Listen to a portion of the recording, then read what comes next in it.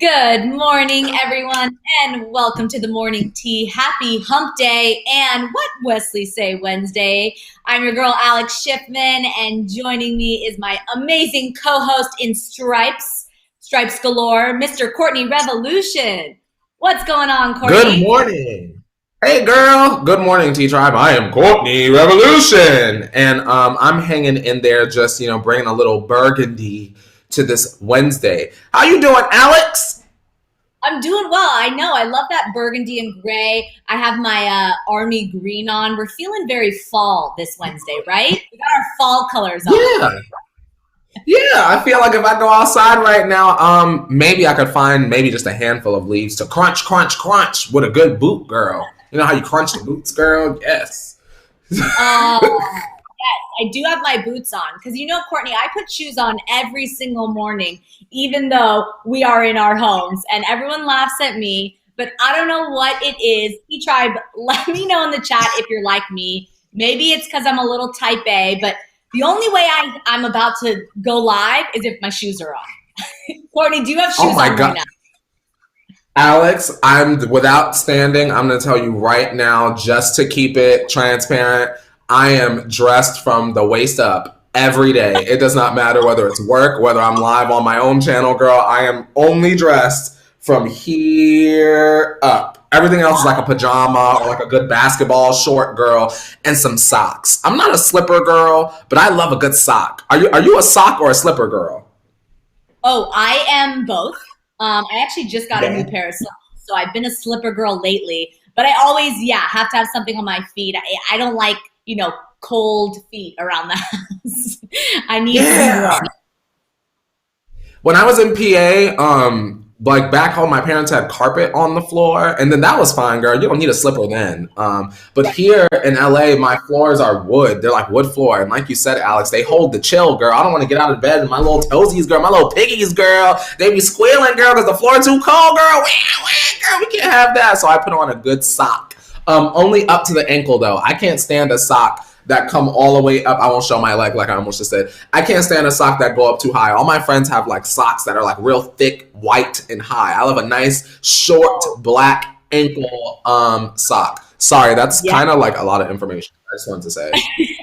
No, I feel you. Ankle sock, or I'm even a ped. You like peds where you can't see the sock? Listen, I feel like that depends on the kind of shoe. Like you can do those with like a really low cut Converse, because then it's like, ooh, look, you can see my ankle, but it's like surprise because my toes are still nice and toasty. But it really depends, Alex. It depends on the footwear, you know. It does depend on the footwear, but that's a good 6 minutes we just spent talking about socks. So let's move on because we have a lot of tea to spill today. Of course, Tea Tribe, what's going on? If you're just joining us, let us know in the chat where are you watching the morning tea from this morning. We love to hear it. Courtney, Tell us. I caught up on The Bachelorette last night, and I know you didn't, but I just got to tell you that Tayshia shaved off one of the man's mustaches live, and I thought that you would appreciate that. Why? Question mark. So there's one guy on the show that rocks a stash, and she was like, they were having this like intimate moment, and she's like, would you ever shave that off? And he's like, I mean, if you wanted me to. And then 10 minutes later, he comes back with a razor and she shaved it off. And it's one of the first times in my entire life watching Bachelor franchises that I saw that happen. So I had to share that with you. What do you think about that? Would you ever shave a stash live on air? No, I would do the opposite. I would cheer for the stash to stay here. I would cheer for the stash to stay here. I wouldn't be shaving off anyone. Girl, why are you shaving off the mustache? Unless it's like one of those mustaches that like curl at the end, then maybe you could take a couple clippers to that. But if it's like a cute one, like a good one, then girl, we gotta leave that. I know. Well, it happened, and it was good. What did you catch up on last night? Did you watch anything exciting? Now I'm thinking. I'm like, what? Honestly, Alex, you know what I watched? Girl, Fresh Prince. HBO Max. Sometimes when I want to take a break from Housewives, I put on HBO Max and I turn on Fresh Prince because Will Smith and the gang, they really get me together. Also, something I watched that I haven't seen in a really long time, Netflix brought back. There's a sitcom from like the early 2000s called Half and Half. So good. I'd forgotten how good it was. So I watched a little Half and Half, watched a little One on One with Miss Kyla Pratt. Girl, y'all know Kyla Pratt? One on One's one of my favorite sitcoms of all time. So I got down into that. And they had really good theme songs, especially One on One. So I don't know. I want to meet Kyla Pratt somehow. Tell me more. I've never watched one on one. Tell me more. You got a one-on-one, girl? Okay, real quick, y'all, because I don't want to bore y'all since y'all already mad about us talking about socks. So one-on-one is the story of like Flex Alexander, who's like a famous young like sports anchor, and basically through a series of events, his estranged daughter, who he was only supposed to watch for a week, winds up living with him in Baltimore, I believe it is, for a year. And so she goes to high school. She's a teenager. That's Kyla Pratt. She goes to high school. She dates boys, girl. It's fun family sitcom. It's a fun family sitcom. Yeah. And I think what I like about it the most is that we see a lot of single moms in entertainment and sitcom, and this one is about a single dad. So if you want some quick laughs, in and out, 20 minutes, one-on-one on Netflix. Nostalgia. Oh, nice. Ooh, I'm gonna check that out. That sounds great. I love a good quick, sitcom, comedic sitcom to kind of get me through the day and entertain me. But speaking of entertaining, Courtney, let me break down what we have on the show today. We have a big show for you guys, starting off with Michael B. Jordan announced as the sexiest man alive. Super exciting for him. Selena Gomez is opening up about how her love life has influenced her recent mental health awareness.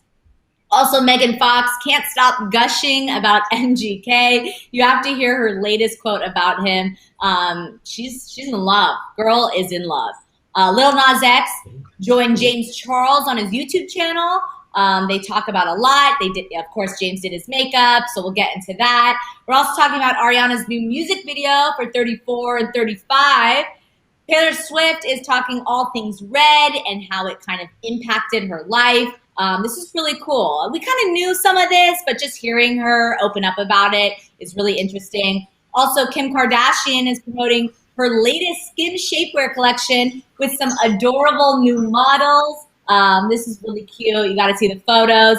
And then also, finally, our OMT story of the day. Of course, I already see the T-Tribe in the chat, giving their opinion about this, but we will talk about it later in the show, so stick around for that. Hailey Bieber and the never-ending story related to how she stole Justin from Selena. The tea is going to spill everywhere, so be sure to stick around for that because I know everyone is going to have a lot to say. So some good tea, Courtney. Are you ready to do this? Alex, I'm ready to do this, and just a friendly reminder from the tea. We're going to talk about Hailey and Selena at the time of OMT, and that's not right now. So we know that y'all are going to pop in here and say, only here for Selena, but that ain't no time soon. So if you're here for the tea, bam, get ready for it with Alex and me. And girl, is it my cue to get the water, girl? Because I'm ready to grab it, girl. It's your cue. Yeah. Pour up that hot water, Courtney, because we have a lot of tea to spill. Let's do this. Ooh, that is just a perfect amount of water. How good you do that. I had to tie my tea bag because she kept falling, and one of y'all the other day was like, tie it to the handle. And so I read your advice and I took it. So thanks. Cheers. All right. Woo-hoo. Mm. Scalding hot. Yeah. Love a good 3rd-degree burn before we spill the tea. Yeah, girl. Well, esophagus burn, girl. Esophagus. All right. If you're new here, this is You Missed It, and these are all stories you may have missed overnight. Don't worry, we handle all the trending tea for you. And first up, we're talking about Michael B. Jordan, who was just announced as 2020's sexiest man alive by People magazine. So starring on the cover of the magazine's annual thirst trap for grocery store moms, Michael is definitely showing off why he nabbed the title. He opened up to the magazine about the honors, saying this, quote, "It's a cool feeling. You know, everybody always made that joke. Like, Mike, this is the one thing you're probably not going to get, but it's a good club to be a part of." He's had a huge rise to stardom from his time spent in TV on shows such as The Wire and Friday Night Lights, to his breakout role in the indie hit Fruitvale Station, to, of course, his superstar status in Black Panther. So he's been continuing to redefine himself as an artist and role model from the get-go. But he also talked about this. This is cute. Who exactly would be most excited for his cover appearance? And he said, quote, "When my grandmother was alive, it was something that she collected. And then my mom naturally reads it a lot, and my aunts as well. This is one that they're definitely going to have a special place for." So all the women in Michael B. Jordan's family are super excited for this. Courtney T-Tribe, what did you think of, Michael B. Jordan landing Sexiest Man Alive? Do you think it's well done, or is it overdue? I like Michael B. Jordan. I think that this is like a deserving thing. I definitely agree with Michael B. Jordan. I feel like sometimes, Alex, I don't really agree with the Sexiest Man Alive. Yeah. So I'm just relieved that I definitely 100% agree with them choosing Michael for this. I feel like fun. He's positive. I like him just as a outsider looking in. So this was a good and interesting choice, and I hope that we'll see more interesting choices as the years progress. Do you thought that was a good choice, girl? Yeah, I definitely do. I don't know too much about Michael B. Jordan, but I do know that he has this sex appeal that's undeniable. I mean, he's kind of mysterious. You don't fully know him, but that he's suave and he handles himself with confidence. And like you said, he's trying to do a lot of good for the world.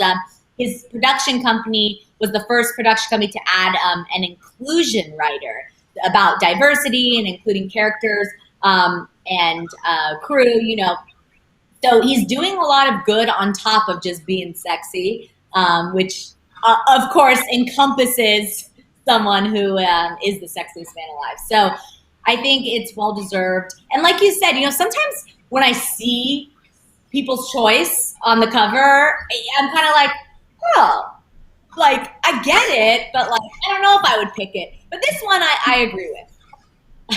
Right? You know what's sexy about Michael B. Jordan, y'all? I don't see Michael B. Jordan as oh my God, I'm sweating, let me rip off my clothes, sexy. I find Michael B. Jordan sexy in the way of let's go to an arcade and get drunk and then go home and watch Card Captors or an anime or something. Someone that you can be a human with. I find that sexy about his persona versus him physically, if that makes sense. Y'all get what I'm saying, or is that weird? No, I completely agree with you. He doesn't seem untouchable. You could attain a friendship with this man, whereas sometimes the sexy men alive are untouchable, and you're I can't even imagine being in their presence. So I agree with you. He has a very relatable side to him. Mm-hmm. Shout out to MJB. Yeah, shout out. Yes. Good for him. But someone else that is super relatable, of course, is Miss Selena Gomez. So Selenators, get those crowns in the chat, because this is some, very, very exciting stuff to hear. We've been talking all year about the new Selena Gomez, from her advocacy work to her recent brand expansion into beauty and hosting. And now Selena is opening up about how she got to this point. So speaking in a new interview with her mom, Mandy Teefey, Selena discussed why she has become more open about her mental health and the steps she has been taking recently to define her own narrative. So Selena said this, quote, "I feel like being able to just be myself is something really hard, and I've had to work on that. I used to be terrified about creating my own stuff. Now when I'm on set, on a movie or TV show or working on music, I feel like just being myself is such a gift. Once I started doing it and saw the rewards afterwards, I thought, oh, I made that decision and I'm really glad. I feel more free when I'm just myself." So she also spoke up about how her years growing up in the industry and in the celebrity news spotlight were a teaching experience that led her to the stronger place she is today. So she said this, quote, "My best stuff is happening now, and then the greatest thing ever in my music was Lose You to Love Me. I remember I had a moment where I couldn't believe it because the first and second day, the reactions were crazy. And I remember I smiled and I was like, that's why it's worth it. All these years of confusion and being in love and all this stuff. And it was finally a clean slate. And it wasn't even because everyone liked it. It was just a realization of why I went through everything I went through. So, of course, that was a lot. But what do you make of Selena's revelations, Courtney and T-Tribe? Are you happy to see she's in a better place? And do you kind of agree that sometimes you got to go through some tough stuff to make it out on the other side? I definitely agree with the sentiment about you really grow and hopefully glow through what you go through, which is something that I try to implement in my life. You kind of learn to like appreciate the stormy stuff because after the storm, the sun comes out. Annie, I like Selena Gomez. Alex, do you think that "Lose You to Love Me" will get nominated for? I hope so. I mean, Yeah. I really think that that deserves not only, the narrative behind it that we've all been following, like the entire world has been part of this relationship, and we've gone through the ups and downs. We've seen music being written due to it. It's kind of like Taylor Swift in that same way, where we appreciate the music more because we kind of go through it with them. And that always kind of makes it sweeter. So yeah, I think this song definitely deserves a Grammy. I mean, I felt it. And what do you think? I want to say, shout out Audacity. I think it sounds like a woman who has found inner peace. And that's sort of like what I was trying to get at. She sounds like very like, you know what, I was a little bit unsettled, but now I got my chakras aligned and here are the hits and here's, this film and here's some lipstick. Yeah. I like Selena Gomez. If you don't like Selena Gomez, you're in the wrong place. Totally. But, you can't deny that love can make you sick. It has the power to kind of do that sometimes. It can make people crazy. And if you go through something like that and, a toxic relationship on and off, and then you already struggle with your mental health, can you imagine the kind of overlap of those two things? I feel for her and I'm happy to hear that she's in a better place and she can move past this. Like, I don't want to hear about that anymore. I want to hear about Selena doing great things. I'm glad that Selena is sort of coming into her own in an era where paparazzi culture isn't as prevalent. Could Yeah. you imagine, Alex, what it would be like today if, like, pandemic aside, y'all, if Selena Gomez were to like go to Menchie's and try to get some frozen yogurt and like paparazzi like swarming outside. Alex, I'm gonna have to send you some of these clips, even though you probably have already seen these clips because obviously we lived through it. This deep dive of Britney Spears' life, it's like part 2, y'all, of like, it's focused mainly on the paparazzi following her. I literally was clutching my pearls, and y'all know I'm not a pearl clutcher, but I think like, what would our celebrities be like today if they were treated the way that Britney were treated back in 2007, 2008? Where would Lil Ham be? Where would Selena Gomez be? Where would Justin Bieber be, girl? Where would Justin Bieber be if he peed in the mop bucket part 2, girl, 2020? Would he have met Hailey? Like, what would have happened? I think about that. Sorry, y'all, I'll get off on a tangent. I agree, and I need to watch this deep dive because you talk about it every day, and I need to see what you're seeing because I feel like it's some powerful stuff. Alex, it's something. Yeah. All right. Okay. Well, until then, happy to hear Selena, of course, is doing well and in a better place. But let's move on to this Megan Fox news because she's gushing over Machine Gun Kelly in a new interview for Nylon magazine, and she may have just shaded her ex, Brian Austin Green, in the process, some say. So speaking to Nylon for their cover story on MGK, Megan opened up about how powerful their love is. So she said this laughing, quote, "Loving him is like being in love with a tsunami or a forest fire. The intensity of merging with him is just overwhelming, and the threat it poses is so powerful but so beautiful that you have no choice to surrender with reverence and with gratitude." Like, what a statement. That's like, that's that's love for you. I just said, you know, it can make you crazy. So she also said that when she met her new beau, she knew instantly that she was in trouble. She definitely fell in love at first sight, something that both of the lovebirds have admitted in recent months. So all this love talk comes at the expense of Brian Austin Green, the father of Meghan's children. The two have recently been having it out in the tabloids as Meghan called out Brian's recent behavior of painting her to look like an absent mother over the Halloween weekend. So, do you think that Meghan kind of gushing over MGK is like subtle shade towards Brian Austin Green, or can someone just be in love with another human without it being shady? I don't think that she's shading her ex. I do Right. want to ask Alex, because this just came to my brain. The signal just electrified, girl.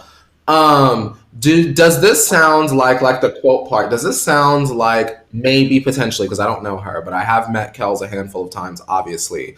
But do you think that this sounds maybe like a woman who is romanticizing a situation that is still fresh and new? What do you think? Does it Yeah. sound like a woman that's in love, or a woman that is like still like has her rose-colored glasses on? She can see no bad and Like, tells it all. Do you think that that's what this sounds like? yeah, this seems like lust to me, where you're kind of just infatuated by this new person and you're in your honeymoon stage. And I agree. I don't think this is necessarily shade. I think it's more like she is in this and she wants this. And maybe it's because she kind of missed that in her past relationships. So I don't necessarily see it as shade, but I do think that there could have been something missing, which is why an ex is an ex. And she's now finding this infatuation in this new relationship, you know? Alex, do you need to have it all to have a great relationship? Not just fair, not just good. Do you have to have the excitement, the finances, the job, the like, or like, can he be a little bit broke as long as he treats you right? Like, how do you feel about that? And T-Tribe as well. Obviously, y'all are part of this. But I'm just curious. Like, do you have to have it all? Like, was Brian really that bad? Y'all think that she had to leave him for younger Kels, girl, with all them tattoos, girl, with the nail polish and the skirts, girl? Yeah, I think it's different for everyone. Everyone has certain priorities, what they need in a relationship. Some people are really interested in careers and finances and making that. Some people just really want the love. Everyone needs something different out of a relationship. And maybe Meghan, of course, she's an actress herself. She has her own independence, her own money. So maybe she just wants that kind of fiery love that may have burnt out. Maybe that's what she's looking for, you know? Flame got snuffed out, Alex. That's what they say when the couples say on TV, y'all, when they say, or maybe your parents say this, or maybe you say this, you got to keep the spark alive or else it'll get snuffed out. Exactly. And that's just maybe what it is. T-Tribe, what do you say? Lauren says, I'd rather be happy than money. Brittany says, it can be a little broke as long as you're in it together. The communication and really just being a team. I agree. Communication is key. Growing with one another, supporting one another. That's how life works. You know what I mean? If you don't have that, you can't have the rest, is in my opinion, because trust, loyalty, communication, those are key. The rest will fall into place when it's time. Exactly. All right, well, let's move on to this next news, because Lil Nas X joined James Charles on his YouTube channel yesterday, and fans decided to get really messy about it. I can't wait to hear your thoughts on this, Courtney. So after Lil Nas X retweeted the announcement that the video had dropped, some commenters decided to ship the two because both of them are gay. So most of the comments are kind of sexual in nature and blatantly, honestly, homophobic, which prompted the holiday rapper to clap back at the negative attention. Lil Nas X wrote, quote, "Two gay men can do things together without y'all sexualizing it." He just shut it down real quick. So Lil Nas X and James unfortunately should be used to this kind of attention. At this point, however, they even addressed their history of being kind of coupled up by fans during the makeup video on James' channel. Take a look at this right now. Oh, I remember when you first came out of the closet too. I remember tweeting you, be like, "Oh my god, congratulations!" and everyone was like, "He's not gonna f you." I'm dead. I remember that. Like, let's keep that in the video. Okay. I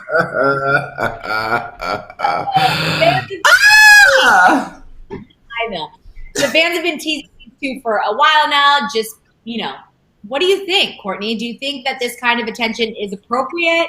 And what do you make of Lil Nas X's response to these haters? First of all, Alex, so that I don't make a joke out of a common misconception about my community. 2 gay men, 2 gay women, 2 people that don't identify can obviously be friends without there being a boudoir moment occurring.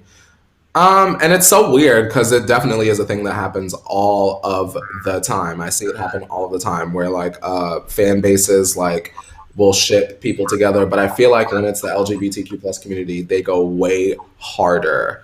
But I thought Lil Nas's response was appropriate to keep it in the video so that the viewers and the audiences of both can see like, y'all are not cute. And it makes things like hella awkward. It definitely does. Yeah, I agree. And I think, James in his nature is very flirty in general. Like I've seen him flirt with girls. I've seen him flirt with guys. He just kind of has that personality. So I don't really see it as any different in this video. And I agree with you. I can only relate in the way that I am attracted to men, and I'm not attracted to every man I have a conversation with. You're attracted to who you're attracted to. So I think it's inappropriate and messy, and just enjoy the video if you want to watch it. And that's it. You know what I mean? Yeah, watch this foundation and watch the artistry. Yeah. So he did this like chrome look on him that Lil Nas X wanted. He put like a wig on him at the end, and James was very proud of his work. He loved how it turned out, and so did Lil Nas X. So it was great. I mean, James, however you feel, he's super talented, and I liked what he did on the video. So T-Tribe, do you want your makeup done by James Charles? Tell us in the chat, just because I'm nosy. Yeah, no. I mean, honestly, I'll take any professional makeup artist to do my makeup. I love when people do my makeup. I will take it all. I really want Patrick Ta to do my makeup. I'm a huge Patrick Ta fan. So I love what he does. I love his collection. I've interviewed him before. Super sweet guy. So Patrick, if you need any models, I'm here. Ooh, we're manifesting, girl. We're manifesting, girl, to get snatched by a tar, girl. Yes. Courtney, speaking of manifesting, I watched a movie last night called The Secret, Dare to Dream. And it's based on The Secret. You've heard of The Secret, right? Yes. Okay, so the law of attraction, all of that. So it's a movie based on kind of the Secret concept. Katie Holmes stars in it. And it was really good. It was like a feel-good movie, and it just kind of talked about manifesting and kind of turning the storm to the sun, and how you can change your life by just making it happen. And now I've always been about that, but now I'm really on my manifesting game. Girl, let me tell you, you got to manifest it for it to come to fruition, girl. You got to see it, believe it, and achieve it. Bam. That's the motto, y'all. Exactly. All right. Well, speaking of believing and achieving, Normani is gracing the cover of December's Women's Health magazine. She opened up about her struggles with building back her confidence after Fifth Harmony. So this is tough to hear. In the article, Normani addresses the difficulties both in being in Fifth Harmony and going solo afterwards. She talks about how being the only Black member of the girl group was difficult, especially with all of the racist hate that she received during her time. She said about her time in the group, quote, having certain things happen so blatantly while also feeling like the other and being so young and hearing the public compare us took a toll on my confidence. For a long time, I didn't believe in myself because I didn't feel like I was given the opportunity to. That's really sad to hear. Normani did address how she has managed to grow from the experience and started to redefine herself after Fifth Harmony. So she said, quote, for a long time, I was stressed out about checking boxes like, Is this black enough? Is this pop enough? But music started feeling way better when I just went into the studio with the mentality of being Normani. People will always remember how you made them feel and what a record did for them. My lyrics have more depth and they're more intentional and come from a more authentic place because I now feel more connected to myself than before. So Normani has been really killing it since Fifth Harmony broke up. And while we're still kind of awaiting her album, she has been stealing the show at Rihanna's Savage X Fenty shows and other projects she's been appearing on. So Courtney T Tribe, what did you think of Normani's interview, and are you excited to see what comes next for her? It's so unfortunate. It's unfortunate that Normani has gone through the experience. It's like a double-edged sword, right? Like Fifth Harmony is what catapulted Normani into stardom, and it's also the thing that, in some ways, potentially damaged her confidence and her feelings about her own self-worth. But what I am excited about after hearing that, Alex, is the fact that she's going into the studio and just sort of doing her own thing.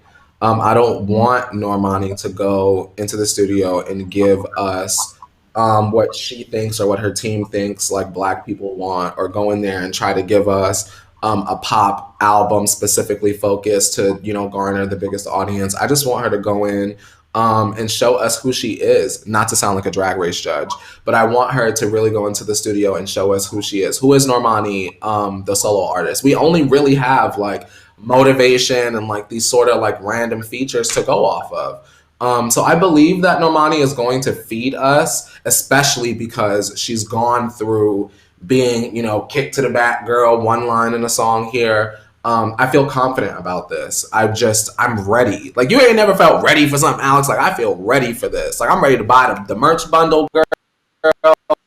If I buy that too, you're gonna do the meet and greet, girl, virtual, girl. I might buy a ticket for that. Might not show up, girl, but I'm gonna buy it to support you, girl. I love her a lot. Yeah, no, I agree. It's not necessarily a surprise, although sad to hear that she had struggles within Fifth Harmony, because a lot of the members opened up about, it not being that positive of an experience. Girl groups are hard, music industry is hard. So I feel for her, but I'm happy to hear that she has, grown from that. And like you said, I'm ready for her. I'm ready for the solo career. I love that other women like Rihanna and Beyonce have, kind of given her a nod and supported her. And I just want to see her shine because she's super talented. I mean, we know, we've seen those moves. We've seen that, heard that voice. Like, she's got it. So we're ready for it. We've seen the backflips, girl. We've seen the cartwheels. We done seen the kick into the basketball hoop, girl. We done seen it all, girl. Yes. Exactly. Yes. Shout out to Stephanie, who said she's late, but she made it. Love you guys. Well, welcome, Stephanie. We're happy to see you. Thanks for joining us. Just in time for our new music spotlight. And Ariana Grande dropped her much anticipated video for her single 34 plus 35 yesterday. Now, I think it's 34 and 35 because that's what the lyrics say. So I'm going to stop saying the plus. The new music video is a chrome fantasy and very Austin Powers inspired, giving a playful mood to the explicit song. The video shows Ariana trying to create a robot version of herself, which eventually comes to life and then turns Ariana and her scientists into Austin Powers fembots. Courtney T Tribe, what do you think of this video and Ariana's latest hit? Was it what you were expecting? Here's the thing. Love positions the song and the album. This music video didn't move me, but not every music video is supposed to. It just sort of felt like, fun and fancy free, Ariana clip on some hair pieces and dance around and look cute, which she's phenomenal at doing that. And she did that. So, at least I really love the song because I just liked this music video. Definitely seen better from her. What did you think, Alex? Yeah, no, I agree. Karina says, I was very underwhelmed by this video. I think it was good. but it didn't necessarily like wow me. You know, positions wow me. I saw her as this kind of Jackie O character in the White House. I loved that music video. But on the opposite side of that, I love this song more than Positions. Like I love the single better, but it was cute. What I did love is the scene where she's in kind of the nude, or all of the women are in the nude and kind of the white background. See Ariana do that split? It was like a WAP split. Yeah. Like, see that? Right? Not a WAP split. It reminded me of. Oh, girl, I saw. That was about that was the climax of the whole visual for me. It reminded me of when Ariana first came out. She did The Way. Remember when she did The Way with rest in peace Mac Miller, y'all, and she had like the screen on. It reminded me of that, like a more mature, like womanly kind of version of that. Yeah, she did that. Shout out to Pilates and stretching and flexibility and all of that. Wendy says, didn't understand the concept, but it was cute, and that split twerk girl, LOL.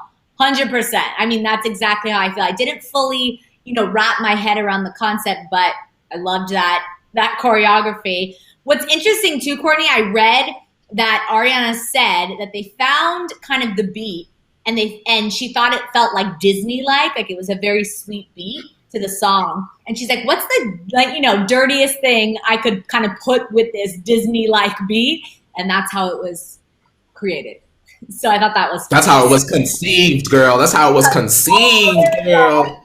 Hey, yes, bam, little shoulder, bam. That's how it was conceived. Yes, Ariana. She carried that song. Yes, she did. Yes. No pun cute song.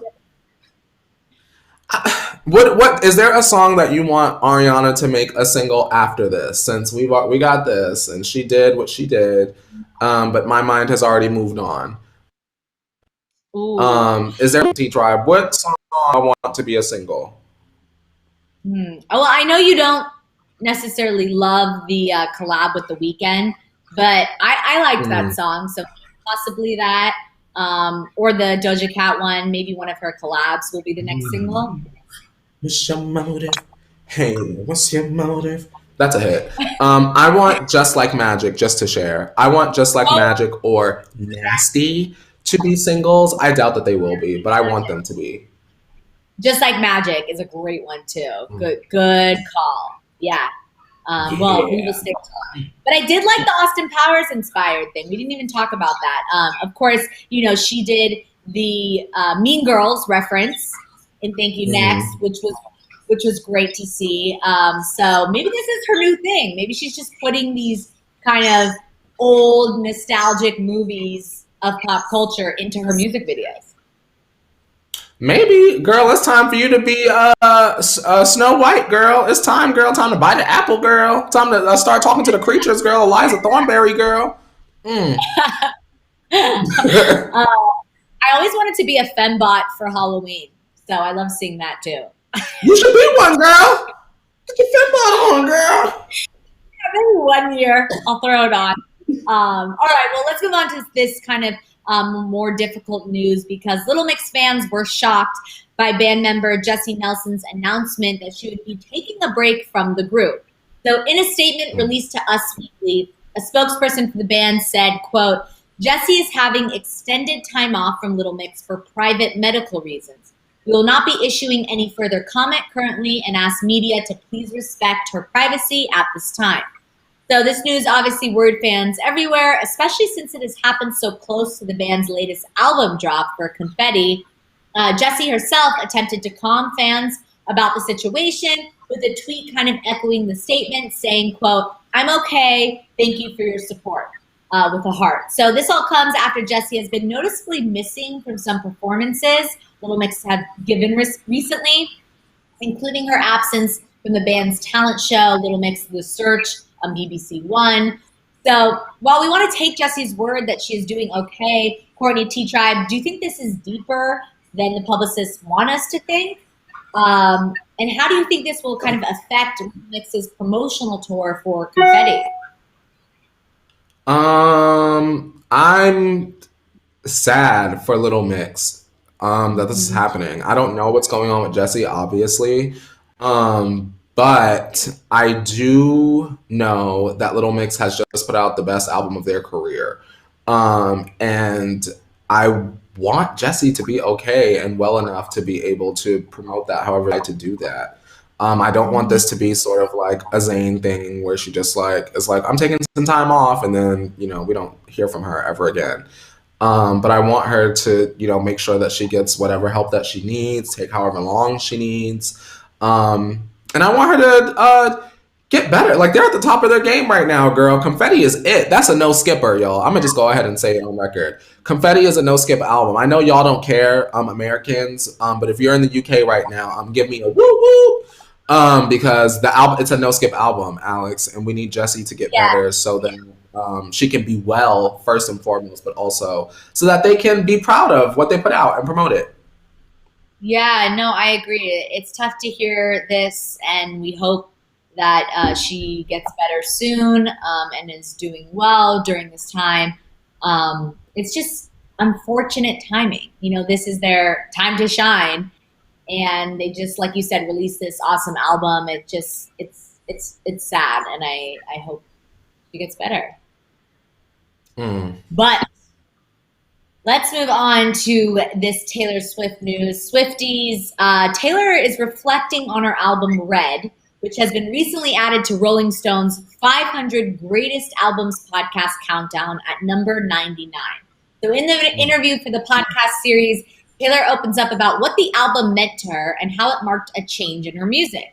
So Taylor said this, quote, I was already watching newer, cooler artists come out every week. I was already feeling like, you know, I'm on my 4th record. What can I offer people? That was sort of when I was like, no, you know what? I don't want this to be part of me that stays in this one place musically forever and bores people to death. It was an interesting wrestling match with my own fears of remaining stagnant that made Red that kind of joyride that it ended up being. So Red, of course, was the transition album for Taylor from country to pop and ended up getting a lot of backlash as many fans thought she was abandoning her country roots to go mainstream. Taylor also recently admitted that Red was her only true breakup album. Then she continued the interview saying, quote, I really do see this album as my splatter paint album, just using all the colors and throwing it at the wall and seeing what sticks. When the album came out, it had a lot of people that were criticizing it for it. The fans make fun of me for saying this so much over the course of the years, lack of being sonically cohesive. It was absolutely not cohesive, but it was sort of a metaphor for how messy a real breakup is. So that was interesting. Now, the interview dropped at the same time as news came out about the recent sale by, of course, Scooter Braun of Taylor's Masters. She's already said that she's recording her first 6 albums to retain some kind of ownership of her art. So Courtney, T-Tribe, with everything swirling around Taylor right now, what do you think this examination of Red means for her and her music? It was nice to sort of hear Taylor look back at such a huge record for her. It's not my personal favorite out of the Taylor Swift discography collection, what have you.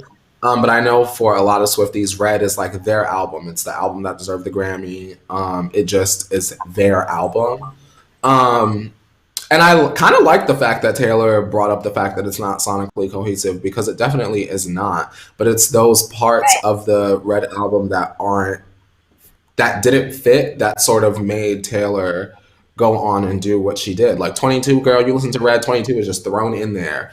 And look, we got 1989 after that, Reputation after that, Lover after that. So imagine if she didn't take her paintbrush, what have you, and sort of have that splatter moment.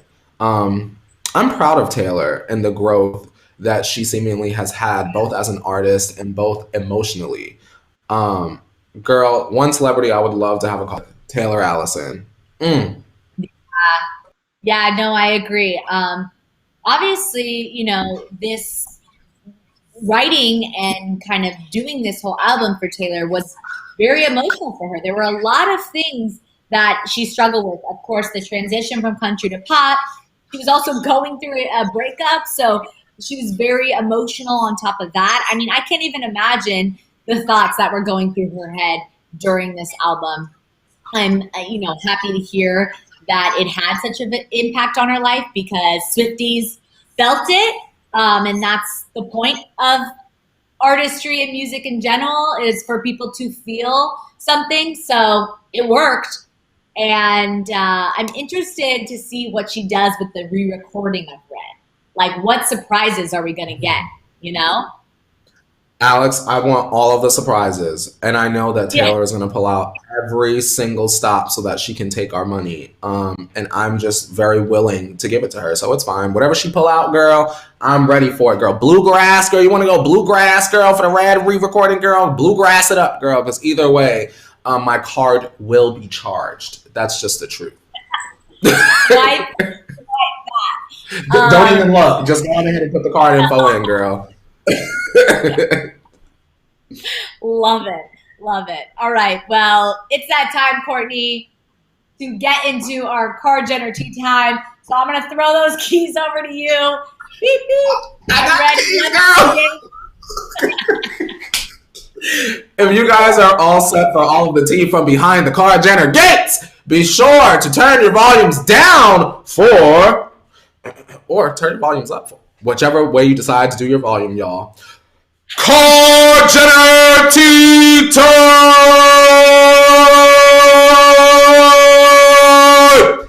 Hello to everyone in my studio, which is no one, just myself. All right, so we're kicking it off with Kim Kardashian and her new line of shapewear and loungewear coming out for Skims. And she has hired some very cute models to help sell the product that you may know all too well. In promo pics for the new line, which drops tomorrow, Thursday, November 19th, Kim enlisted the help of her daughters, North and Chicago, to help show off the new line. These look super comfy. In an adorable series of mommy-daughter photos, the famous family shows off the very comfortable-looking clothing line. And the new Skims line will include robes, pants, shorts, and tanks in 5 colors and various sizes. They will also be selling slippers. Speaking of slippers, coming soon. The Kardashians are known to keep it all in the family for everything. What did you think of this new photo shoot? And how much more of the Car Jenner kit, or Car West, should we say, do you think we can expect to see in the future? That word, Car West. I just know that we're going to stop. They're like, you've opened the gates, and now we're going to hear that for the rest of our lives. Every media outlet is going to start saying Car West now. Watch, Alex. You coined it, girl. Y'all know. Y'all watching. Y'all heard it. Y'all heard it here first. Alex, cute clothes, cute photo shoot. However, once I left our morning meeting and did some Google schmoogling on the pricing of this, I just want to let it be known that I love children, I love my family, but y'all will not receive a $98 robe. Y'all just won't. Like, it's just not going to happen. But like, I get it. I get that, you know, the Car Wests are like luxury and the KKW and the Skims and all that. Y'all won't get my coin on that. Now let Taylor Swift drop a luxury robe. She will get it without me blinking more than once. Are you buying, Alex, a $98 robe for you and yours? You know, I don't think I'm purchasing it, but I will accept as a gift if you want to give it to me. Because I love a good...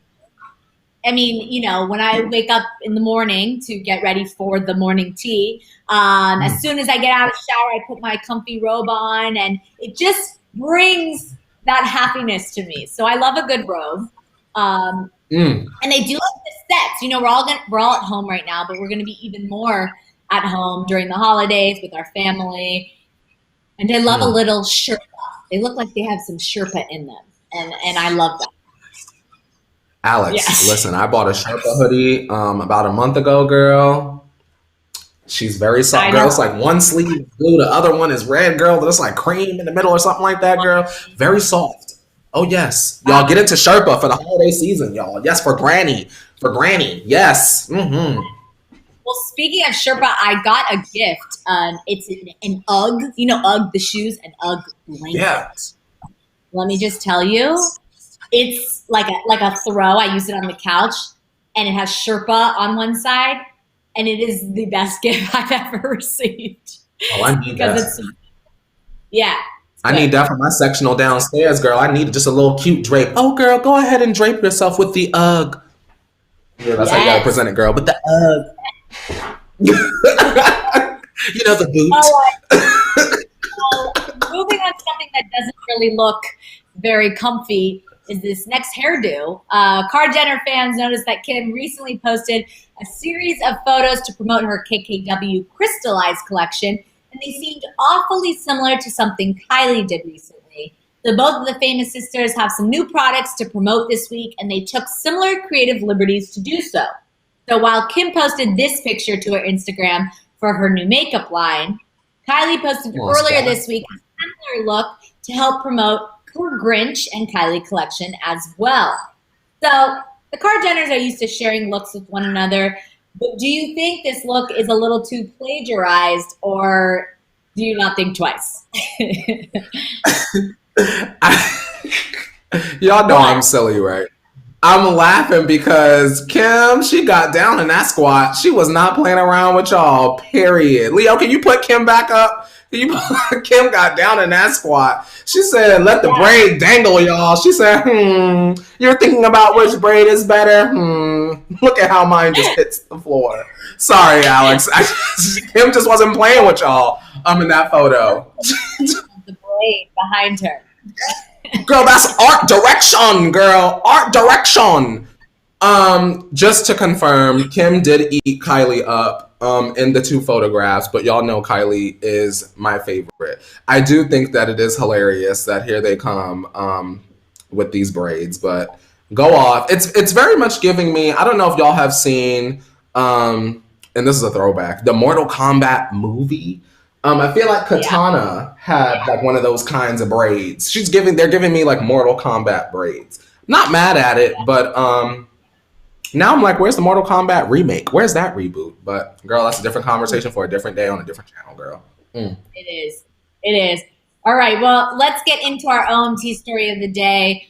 The reason some of you have joined us this morning. Listen to this. So Hailey Bieber really needs people to know when she and Justin started dating again. So in a recent interview on Ashley Graham's podcast, Pretty Big Deal, Hailey Bieber set the record straight on whether Justin was single or not when they got back together in 2018. So this is a big deal because, of course, everyone talks about this. So Hailey told Ashley on the podcast, quote, "People don't know, too. We had been talking for a while before we got back together. Contrary to popular belief, he had been single for a while, and I had been single, and we were kind of just trying to figure life out." So at the time, rumors were flying around about Hailey breaking up Justin and Selena's most recent coupling experiment because of how close the public's timeline of when Justin and Selena broke up and when he started dating Hailey again was. Many people at the time, and to this day, still harass Hailey for kind of dissolving Jelena. So Hailey and Justin, who had dated previously, got hitched pretty quickly after starting to date again, getting a legal marriage by September 2018. They would then have a formal ceremony with friends and family a year later in September 2019. Hailey also spoke about this on the podcast, saying, quote, "Everything happened really fast. I think everybody knows that. Everybody was kind of like, hey, did you get married?" So, Courtney T. Tribe, do you think that this interview will ever shut down kind of the Jelena shippers? Do you think bringing this up again was, a good idea? Is it just going to cause another round of haters to crawl out of the woodwork? What do you think about all of this?